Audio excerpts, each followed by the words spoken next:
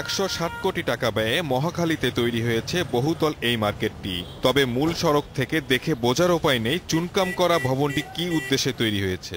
একজন নিরাপত্তারক্ষী পাহারা দিলেও এখনও বসেনি বাজার, বরং প্রতি বছর এর ব্যবস্থাপনায় গুনতে হচ্ছে মোটা অঙ্কের খরচ। গেল বছরের ডিসেম্বরে কারণ বাজারে কাঁচা বাজারটি স্থানান্তরের কথা থাকলেও এখনও তা হয়নি। ক্ষুদ্র ব্যবসায়ীরা বলছেন, নির্মাণ করা ভবন ব্যবসা বান্ধব না হওয়ায় আর্থিক ক্ষতির ঝুঁকি আছে।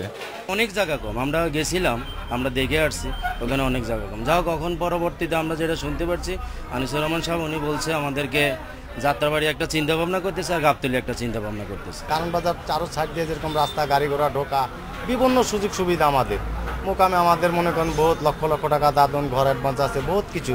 বাজার সরানোর ক্ষেত্রে সিটি কর্পোরেশনকে সবার সুবিধার কথা বিবেচনা করতে হবে বলে জানিয়েছেন ব্যবসায়ী নেতারা। আমরা প্রস্তুত হলেও সিটি কর্পোরেশন তো এখনো প্রস্তুত হইতে পারে নাই যে আপনি আমাকে তো ব্যবসা করার জায়গাটুকু দিতে হবে আগে, ওইভাবে পরিপূর্ণ করে একটা পরিবেশ করে। সেই পরিবেশ এখনো হয়নি। সেই পরিবেশ যখন সিটি কর্পোরেশন করতে সক্ষম হবে তখন আমরা যাওয়ার জন্য প্রস্তুত আছি। তবে কারণ বাজার সরাতে দৃঢ় প্রতিজ্ঞ ঢাকা উত্তর সিটি কর্পোরেশন। আলোচনার মাধ্যমেই স্থানান্তর করতে চাই সংস্থাটি। ভিন্ন কোনো স্বার্থ নেই, ব্যবসায়ীর স্বার্থ, জনগণের স্বার্থ, ডিএনসির স্বার্থ, সবারই আসলে দেশের স্বার্থ। দেশের জন্য যেটি মঙ্গলজনক, এই ঢাকা শহরের জন্য যেটি মঙ্গলজনক, আমরা সেটাই করব।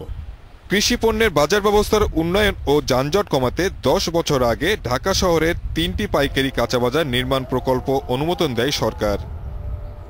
Shahid Ahmed, independent news, Dhaka.